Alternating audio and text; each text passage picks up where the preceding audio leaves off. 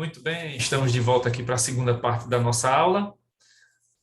Obrigado, Micaele, que já está lá inscrita no canal, já apareceu aqui para mim, aparece na hora. Os demais vão depois se inscrevendo lá, que aí fica mais fácil, até se não tiver acesso ao sistema da CEUNI, já recebe lá a notificação quando o novo vídeo for postado. Bom, deixa eu voltar aqui, estava falando sobre a prova, não é isso? Então vamos lá, voltar aqui. Então, estava falando para vocês, né, que por conta da pandemia, eu não adotei o mesmo sistema de prova, então é um sistema mais fácil, mais tranquilo, até melhor para eu corrigir, melhor para vocês fazerem também. E outra, mesmo que as atividades voltem ao presencial, a prova, a minha prova, vai continuar remota. Por quê? Um detalhe importante que talvez vocês não tenham lembrado ainda, né? Se tem uma atividade que gera aglomeração, se chama prova, né? Porque todo mundo quer ficar junto no Unidos Venceremos, e se for para ficar no Unidos Venceremos nesse momento, só quem vai vencer é a Covid, né? Então, deixa quieto. Vai ser no formato remoto mesmo. Então, mesmo que as aulas voltem a ser presenciais, a prova vai ser remota, pelo Google Forms. Aí cada um vai fazer sua prova em casa, né? E aí tem a vantagem também, né? Porque com a prova remota, você pode ter consulta, né? Então, lá na sala de aula eu não deixava consultar livro, nem código, nem caderno.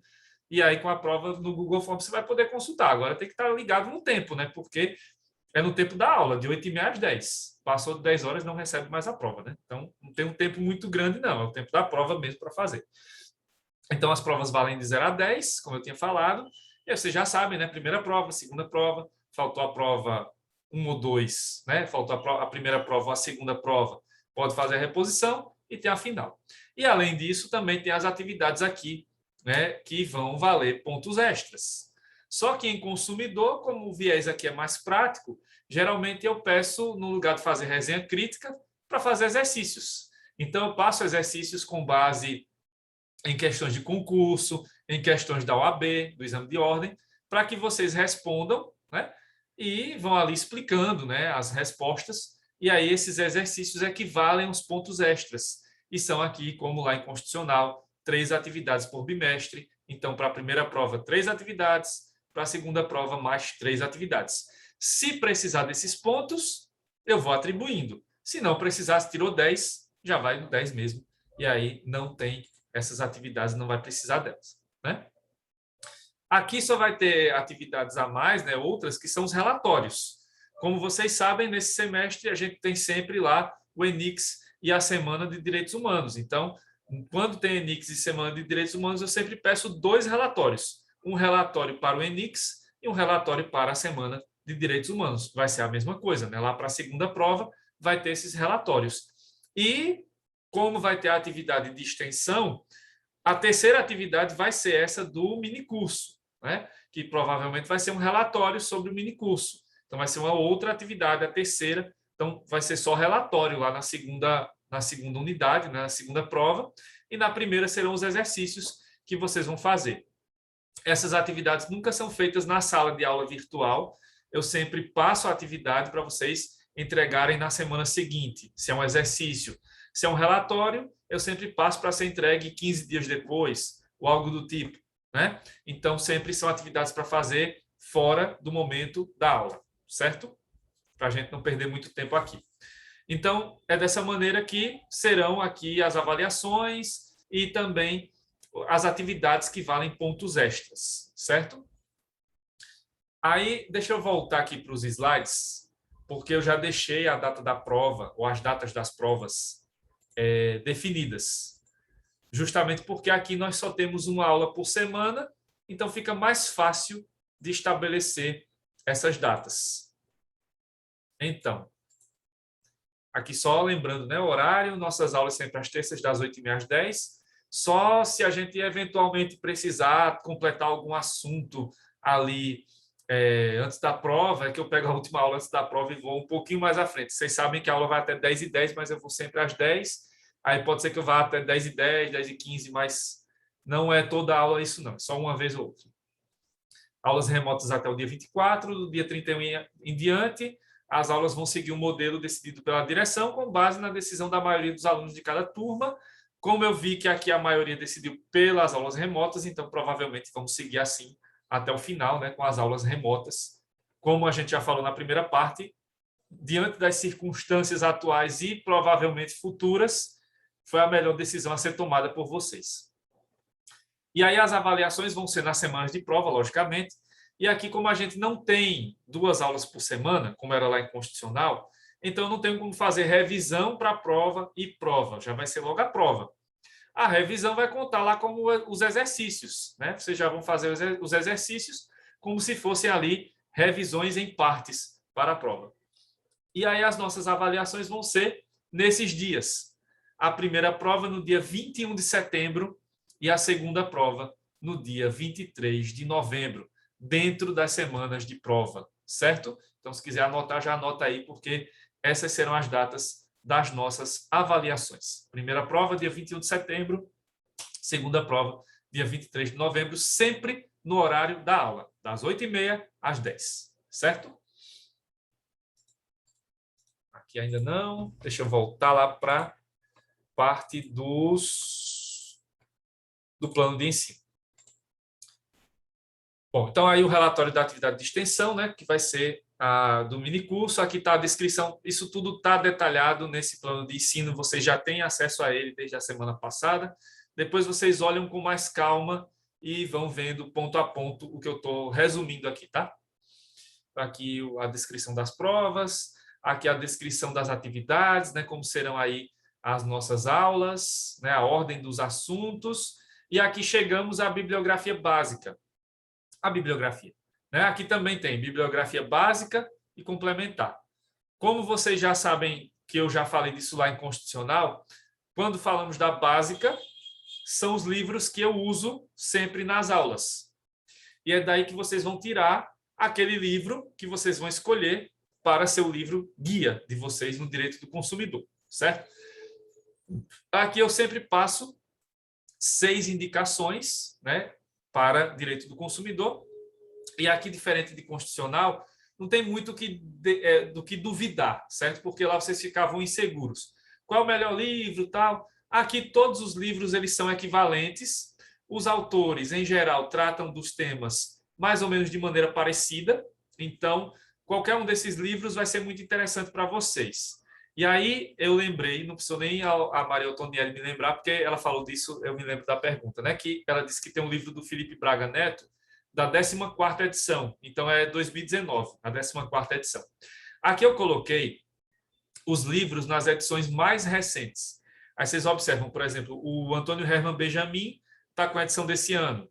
O Felipe Braga Neto também tem a edição desse ano, mas tem autores que demoram mais a publicar aqui. E aí você já vai ter livro de 2018, 2019, 2020, certo? Então, o livro de Direito do Consumidor, se ele tem de 5 anos para cá, ou seja, se ele vem ali de 2016 para cá, está valendo. É só tomar cuidado, como sempre, para ver se houve alguma mudança de posicionamento do STJ ou dos tribunais, dos outros tribunais, em relação a determinados assuntos. Mas o livro de consumidor, com 5 anos de uso para cá, está valendo. Até porque vocês veem aí, né, na minha descrição da bibliografia básica, que tem livros que são mais antigos, inclusive, e que é a edição mais recente. Não foi atualizado ainda, né? Então, se eu estou indicando livros de 2018 para frente, então pode ser um pouquinho mais atrás também, 2016, 2017, tá tranquilo. É só ter cuidado com isso, né? Com essa atualização que vocês já estão acostumados, que pode acontecer na jurisprudência do STJ, principalmente aqui STJ, ou dos tribunais estaduais. Uma vantagem dessa pandemia, né, falando ainda dessa questão da bibliografia básica, é que hoje eu estou com os livros aqui. Então, vou poder mostrá-los a vocês também, né? Eu só fazia a descrição abstrata, agora eu mostro concretamente os livros a vocês, né, já que eu estou com eles aqui. Então, deixa eu pegar aqui pela ordem, né, desses livros e deixa eu ir mostrando a vocês quais são eles e as indicações. Então, começando por esse aqui, né, que é o livro do Antônio Herman Benjamin, Cláudia Lima Marques, Leonardo Bessa, que é o Manual de Direito do Consumidor. Tem essa edição mais recente, né, de 2021. Aqui estão 3 autores muito conceituados, né? A autora mais famosa de direito do consumidor, que é a Cláudia Lima Marx, o Antônio Hermann Benjamin, que é um grande jurista e também um grande ministro, né? Do STJ, na área de direito do consumidor, e o Leonardo Bessa, que é outro grande doutrinador da área. Então, é um livro bem interessante e vale a pena tê-lo, né? Então, quem optar por esse livro vai fazer uma boa escolha. Outro livro é esse aqui, né, do Felipe Braga Neto, Manual de Direito do Consumidor à luz da jurisprudência do STJ. Esse tem um diferencial de estar sempre tratando, né, das questões relacionadas ao STJ. Então, é um livro mais direcionado a essa questão da jurisprudência, mas tem conteúdo doutrinário também bastante interessante. Então, é um livro que vale a pena também tê-lo. Quem já tem, continue com ele, né? Que é um livro que vale a pena. Depois vem esse aqui, que é o livro do José Geraldo Brito Filomeno. É outro autor bastante conceituado aqui do direito do consumidor. Então, vale a pena tê-lo também, certo? Bruno Miragem, esse aqui está faltando na minha biblioteca. Tem outro dele aqui, que é esse, né? Mas não é bem esse aí do que eu estou me referindo aí, do curso de Direito do Consumidor. Esse aqui é o dos 25 anos do CDC. Aí tem o Risato Nunes. Cadê ele? Aqui o Risato Nunes, que é outro autor, é o desembargador, né, do Tribunal de Justiça de São Paulo. Curso de Direito do Consumidor é outro livro bastante interessante, bem didático, vale a pena tê-lo. E, finalmente, vai cair tudo aqui atrás de mim agora, mas deixa. Flávio Tartucci e o Daniel Amorim Neves, Assunção Neves. Manual de Direito do Consumidor, Direito Material e Processual. Então, é outro livro bastante interessante aqui, relacionado ao direito do consumidor. Então, são esses 6 livros que eu indico. Como vocês já sabem, não é para comprar os 6, né? Escolha um deles. Qualquer um que você escolher vai ser uma boa escolha, certo? Porque são autores que são aí bastante conceituados. Alguns deles vocês já devem até conhecer, porque, por exemplo, o Flávio Tartucci é um autor bastante conhecido do direito civil, né? Mas ele também atua na área de consumidor, então é um livro que vale a pena ter. É um autor que vocês já conhecem, já estão acostumados. Então, se vocês gostam da forma como Tartucci escreve, podem adquirir esse livro sem ter medo de errar, né? Tem outros autores aqui que são específicos do consumidor, da área do consumidor, mas são autores que, como eu disse, não há grandes diferenças entre eles. Então, os debates doutrinários aqui ficam mais... já a maioria, né, já foi mais superada. Então, você tem aqui uma segurança maior, né, para comprar um livro desses e ter ali um posicionamento que acaba sendo um posicionamento, vamos dizer assim, da maioria da doutrina, porque esses são os principais doutrinadores da área. Além desses livros, tem também sempre a questão da bibliografia complementar. Aí são livros que eu uso de vez em quando, e aí, como sempre, se é um livro que eu uso de vez em quando, então, se eu precisar, se for preciso passar um texto, alguma coisa, eu passo para vocês o PDF ou o trechinho que for necessário, certo? Então, vai ficar tranquilo aí para usar essa bibliografia complementar. E essa complementar, ela sempre serve para algo a mais. Então, se você, por exemplo, quer fazer um TCC mais à frente na área do consumidor, essa bibliografia complementar pode servir para você, para que você faça o seu TCC e encontre aí nesses livros boas indicações de leituras, né, e de citações para o seu futuro trabalho, certo? Então, sempre é importante ter acesso, né, e guardar essa partezinha da bibliografia complementar, certo? Bom, deixa eu só, antes de passar aqui para a gente começar a aula, né, o assunto propriamente dito, falar para vocês sobre o PIBIC, né? A gente está com seleção do PIBIC aberta ainda, né? Então, a gente ampliou o prazo até sexta-feira, agora dia 13, estamos com o prazo aberto para a inscrição, certo? Para as inscrições para o PIBIC. Temos em direito 3 projetos para esse ano, 2021-2022. Então, deixa eu apresentar para vocês aqui os projetos. Então, tem aqui o projeto do professor Carlos Altran, que tem como título uma análise jurídica dos ajustes pandêmicos a partir do conto A Máscara da Morte Rubra, de Edgar Allan Poe.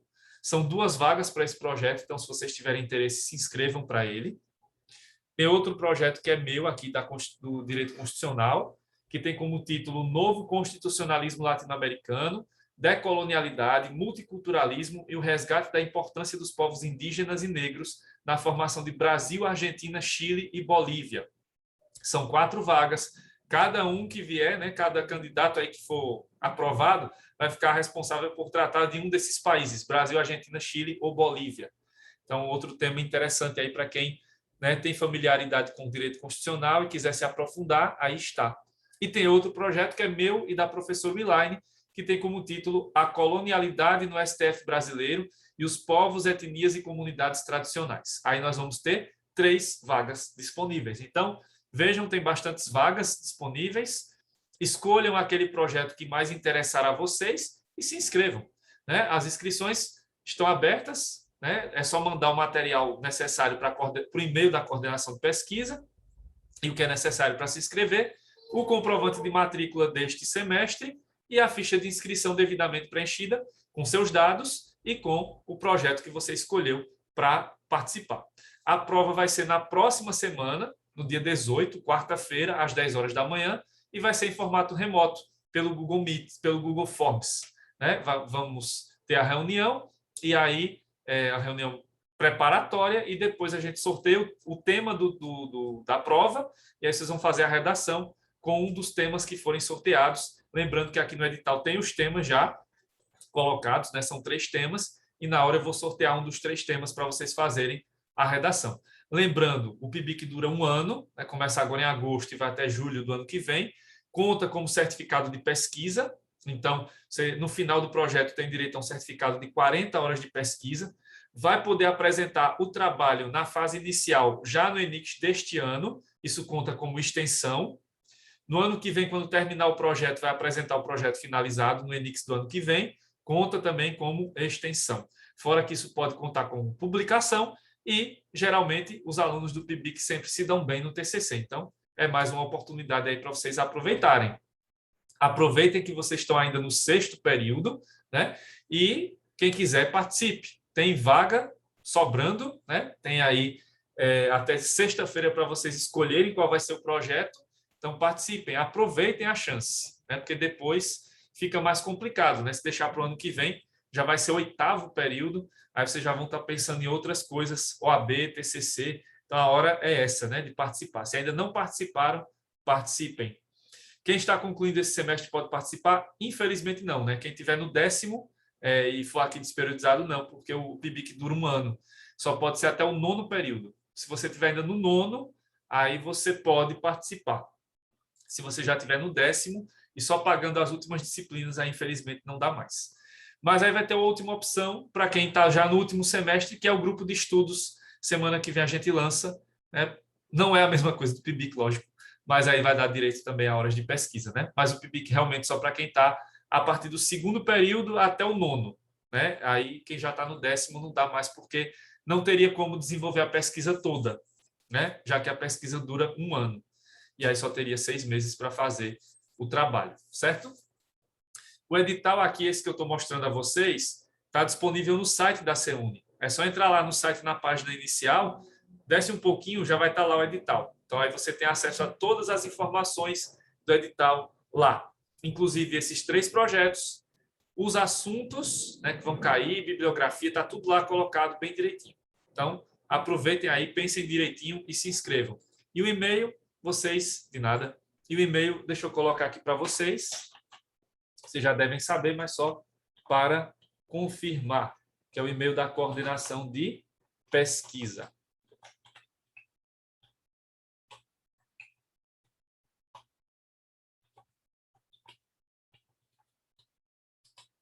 Pronto, aí está o e-mail da coordenação de pesquisa, coordenaçãopesquisa@ceuni.edu.br.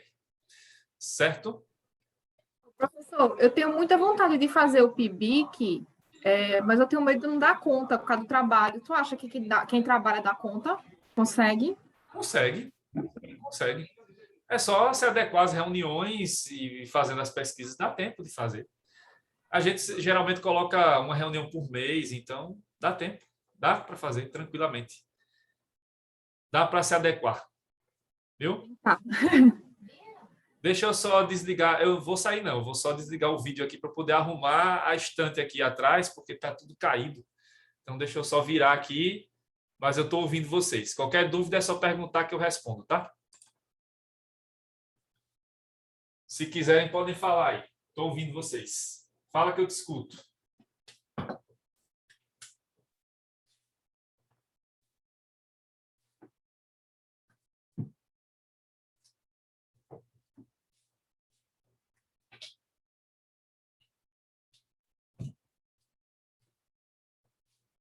Pronto, agora nenhum livro vai cair mais na minha cabeça, não tem mais riscos. Voltei.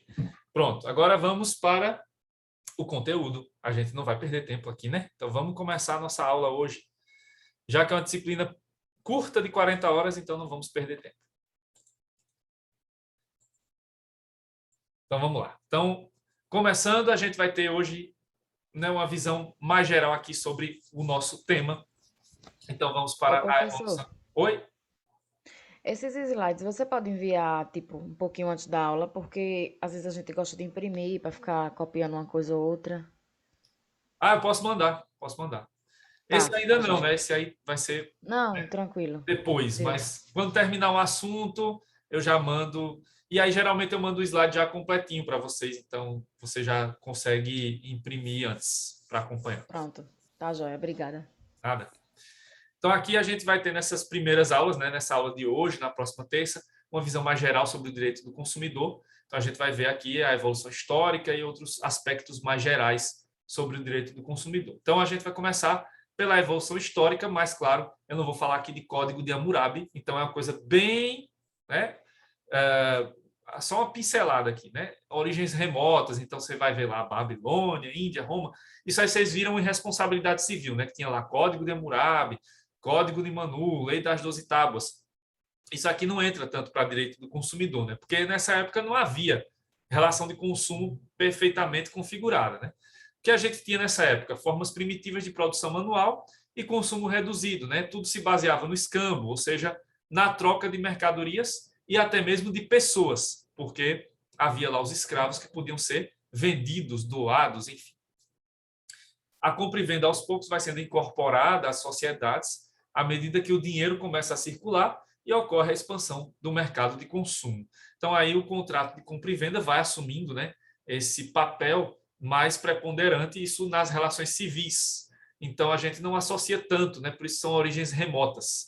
A gente não associa tanto essa época mais antiga com a realidade do direito do consumidor, porque aí você tinha relações civis, né, de responsabilidade civil e tudo mais. Ainda não era relação de consumo, tal como vemos hoje de maneira moderna ou contemporânea. Aí, lembrando, né, desses momentos mais antigos, temos aí as ondas de globalização. É importante falar disso porque a gente fala em globalização hoje e a gente acha que a única e exclusiva globalização é essa que a gente tem hoje, né, do mundo todo conectado, via internet, da internacionalização e tudo mais. Mas antes houve outras duas ondas de globalização que afetaram o mundo, né, principalmente no caso do mundo ocidental, né, do lado ocidental aqui do nosso planeta. E essas duas ondas de globalização, né, elas ocorreram em momentos distintos da nossa história. A primeira delas foi essa aí de Roma, como está aí no mapa, né? Então, essa expansão do Império Romano acabou gerando a primeira onda de globalização, quando se incluiu, né, as grandes civilizações ali da Europa, da Ásia Menor e da África, né, no modelo só de política, de economia e de direito, já que todos esses locais, né, todas essas localidades acabaram seguindo o modelo romano, o modelo de direito romano, que depois vai gerar o modelo romano-germânico, que é a influência principal do direito ocidental, incluindo o nosso direito brasileiro.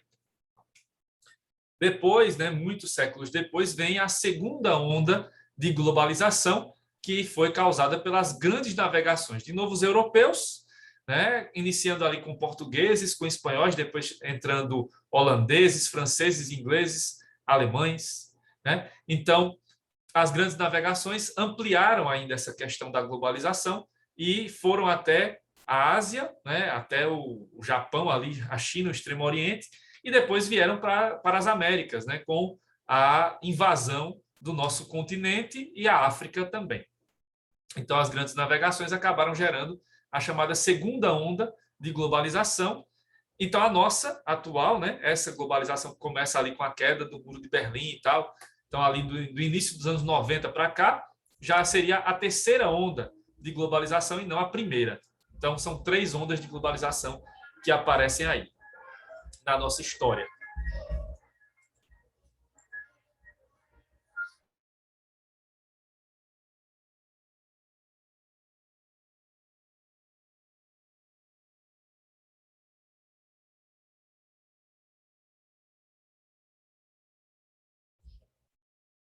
Bom, seguindo, então aí temos as origens modernas, aí sim, essas são origens mais diretas, né, que estão diretamente relacionadas ao direito do consumidor. E são, ou foram, os principais fatores que levaram ao surgimento do direito do consumidor. Esses fatores isoladamente considerados, eles não vão gerar o direito do consumidor, né? Mas essa convergência de fatores acabou levando, com o passar do tempo, à necessidade de se ter regras, princípios que regulamentassem essas relações entre fornecedores de produtos e serviços e nós, consumidores. Começa então esses fatores começam ali pela Revolução Industrial, principalmente nos séculos 18 e 19. A Revolução Industrial começa lá com a Inglaterra, né? Depois vai para a Europa continental, França, etc. Aqui no Brasil a gente já sabe, né, que a nossa Revolução Industrial só aparece em 1930. O Brasil era um país eminentemente agrícola até o início do século 20 e só de 1930 para cá, então não temos nenhum século ainda da nossa primeira Revolução Industrial, e vocês já devem saber também que se fala em Revolução Industrial no singular, mas na verdade temos várias, né? E hoje teríamos o que chamamos de Revolução Industrial 4.0, então seria a quarta fase da Revolução Industrial. Então, a Revolução Industrial foi quem trouxe, né, essa mudança de patamar das relações econômicas, porque antes da Revolução Industrial, você tinha lá aquele modelo, né, da antiguidade, que você tinha troca de mercadorias, troca de pessoas, contratos de compra e venda individualizados, e a produção dos produtos necessários eram feitas de acordo com a necessidade real de cada família ou de cada pessoa. Então, se você precisava comprar uma cadeira, você ia lá até o artesão, o carpinteiro, e mandava fazer uma cadeira de madeira, né? Se você precisava de uma mesa, a mesma coisa. Então, não havia uma produção em massa. Isso começa a acontecer com a Revolução Industrial. Então, aí, com o surgimento das indústrias, começa a haver a produção em massa. E ali, no lugar de você ter uma cadeira, você vai ter agora 1.000.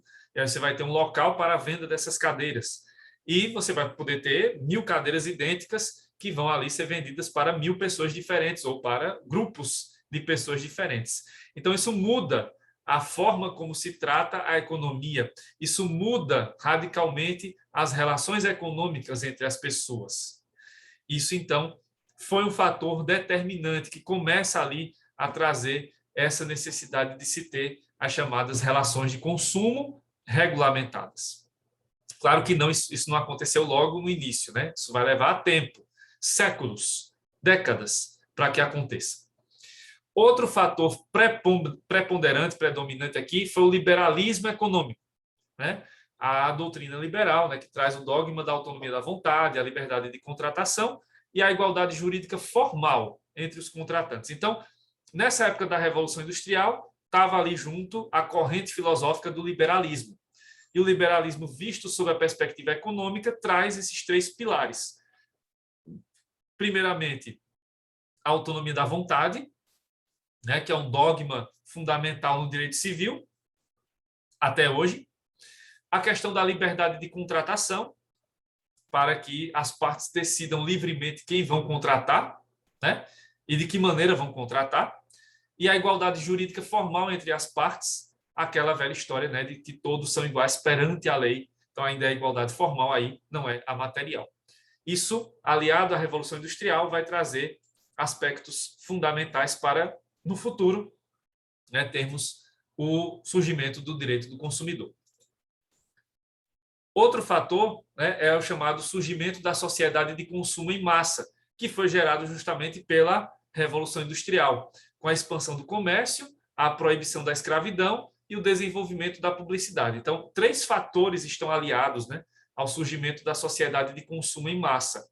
Primeiro, a expansão do comércio, porque se você tem lá uma indústria que está fabricando milhares de metros de tecido, você precisa ter agora um grande mercado consumidor. Se você tem uma indústria que está fabricando 1000 cadeiras, você vai precisar agora de um grande mercado consumidor para poder absorver essa quantidade de cadeiras produzidas a ser vendidas.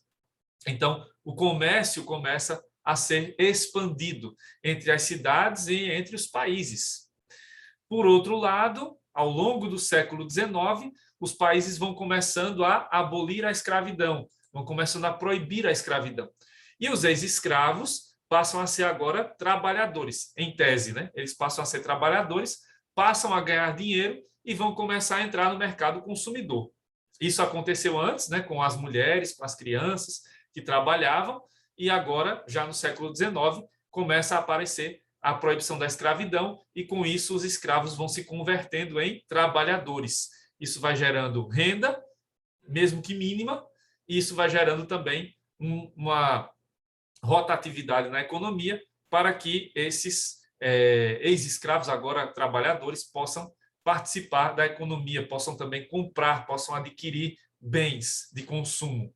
E o desenvolvimento da publicidade, que aconteceu principalmente ao longo do século XX, e aí a publicidade é fundamental para a expansão da sociedade de consumo, já que a publicidade vai incrementar as necessidades e até vai criar novas necessidades, até mesmo necessidades artificiais, né, que vão gerando essa sociedade de consumo excessivo, que é a nossa, em que temos necessidades artificiais. Porque quando a gente começa a pensar nas necessidades, há necessidades básicas, a gente precisa comer, a gente precisa beber. Então, alimentação e bebidas são essenciais, né, para a nossa vida. Mas comprar sapatos, comprar camisas, comprar calças, carros, né, casas, isso é realmente uma necessidade? Precisamos realmente de ter 30 pares de sapato? Precisamos ter 30 camisas diferentes, 30 calças diferentes? E aí não estou sendo sexista, isso vale tanto para os homens quanto para as mulheres, porque tanto há homens consumistas quanto mulheres consumistas. Vamos quebrar esse tabu de que as mulheres são consumistas. Existem vários homens consumistas também. E isso faz parte da sociedade de consumo em massa, porque nós somos levados a consumir excessivamente e somos levados a consumir de maneira insustentável. E olha que o Brasil, como é um país subdesenvolvido, nem consome tanto quanto países como os Estados Unidos, por exemplo, né? E aí tem aquela questão, né, acho que vocês já viram isso, né? Que tem um tipo como um relógio, né, virtual que vai mostrando ali quantos planetas Terra são utilizados por ano, né? E aí quando você vai ver, cada vez mais esse relógio do planeta, né, está ficando cada vez mais cedo. O uso do planeta Terra, o uso do equivalente a um planeta Terra, começava lá em outubro, né, ia até outubro, setembro, agora já está vindo para agosto, julho. Então a gente está consumindo cada vez mais. E esse consumo insustentável vai levar a gente aonde, né? Já estão aí aparecendo os resultados, né, das mudanças climáticas. Já se diz que são mudanças irreversíveis, né, com situações extremas, chuvas excessivas aqui no Nordeste, um inverno com calor acima da média no Sul. Então isso vai gerar no verão, verões mais quentes. Então, essas mudanças são resultado da nossa sociedade, das nossas escolhas. E a publicidade é ótima, mas ela também pode gerar essas falsas necessidades. Será que realmente precisamos trocar de telefone celular a cada 6 meses? Será que precisamos comprar um par de sapato a cada semana? Né? Será que precisamos comprar a nova coleção da loja de modas a cada semana? Porque vocês lembram que antigamente, né, até alguns anos atrás, a moda era dividida em inverno, né, primavera, verão, outono. Agora as lojas lançam uma nova moda praticamente a cada semana. Então, se eram 4 modas por ano, agora são mais de 50. Então, até onde vamos com esse consumo insustentável? Então, isso acaba gerando essa sociedade de consumo em massa e as consequências disso que perduram, né, até agora, no século XXI, mas que já nos levam a uma reflexão. O que podemos fazer para melhorar essa situação? Então, a sociedade de consumo em massa configura-se no século XVIII na Europa e de forma mais organizada nos Estados Unidos, né? E, consequentemente, essa necessidade de se regular essa relação, né? Essa sociedade. Porém, no final do século XVIII, já surgia nos Estados Unidos um movimento organizado para o surgimento de normas protetivas do consumidor, inclusive já se utilizando desta nomenclatura, direito do consumidor, consumidores. Movimento este que começou a se consolidar ao final do século XIX, passando por sua normatização completa na segunda metade do século XX. Então, os pioneiros no direito do consumidor foram os norte-americanos. Vai ser nos Estados Unidos, né, que vai surgir ali a primeira legislatura, a primeira legislação relacionada ao direito do consumidor. Então, o direito do consumidor vai começar nos Estados Unidos, depois vai se expandir lá pela Europa e depois é que chega por aqui, né? A gente vai ver isso depois, já na próxima aula, com mais detalhes. Na Europa, a organização de normas desta natureza só surge no século XIX, mas sua consolidação somente ocorre após o final da Segunda Guerra Mundial, completando seu ciclo nas últimas décadas do século XX, principalmente por conta da unificação de normas voltadas para o consumo por meio da União Europeia, a partir do Tratado de Roma de 1957. Então, na Europa, a organização de normas sobre o consumidor vai aparecer ali pelo século XIX, mas de forma rudimentar, e realmente só vai haver uma organização e uma unificação de normas depois que vai começar a se configurar aquilo que hoje chamamos de União Europeia. Começa ali por volta dos anos 50 e vai se aperfeiçoando com leis locais, constituições e outras legislações agora já unificadas da União Europeia.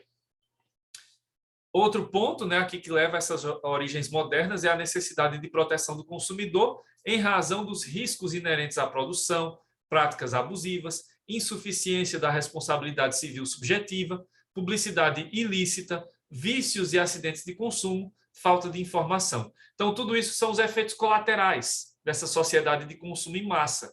Quanto mais você produz, maiores são as chances de aparecerem esses riscos. As práticas abusivas, né, dos fornecedores, a responsabilidade subjetiva com base na culpa, que já não será suficiente para responsabilizar os fornecedores aqui, publicidade ilícita, né, que vai nos induzir ao erro, que vai ser preconceituosa, que vai disseminar valores que não são corretos para a sociedade, né, e para a própria economia. Vícios e acidentes de consumo, ou seja, problemas que vão acontecer ali no consumo daquele produto ou serviço, e a falta de informação, né, que vai gerar também outros problemas adicionais para nós consumidores. Então, diante desse cenário, foi necessário criar normas que defendessem os consumidores dessas práticas. Isso começa no século XIX com os Estados Unidos, se desenvolve melhor no século XX na Europa, e aqui já no finalzinho do século XX chega essa questão, né, essa normatização com o Código de Defesa do Consumidor, certo? Só que aí esse vai ser o assunto para a nossa próxima aula, né? Então hoje, pelo menos, mostrei a vocês aí como surgiu o direito do consumidor, né? Quais são os fatores que levam aí ao surgimento do direito do consumidor, e na próxima aula a gente continua vendo esses fatores, leis, etc. Certo, gente? Então, boa noite para vocês e a gente se vê na próxima terça-feira. Ok, professor. Boa noite. Obrigado pela aula. De nada. Boa noite a todos e a todas. Até terça. Tchau, tchau.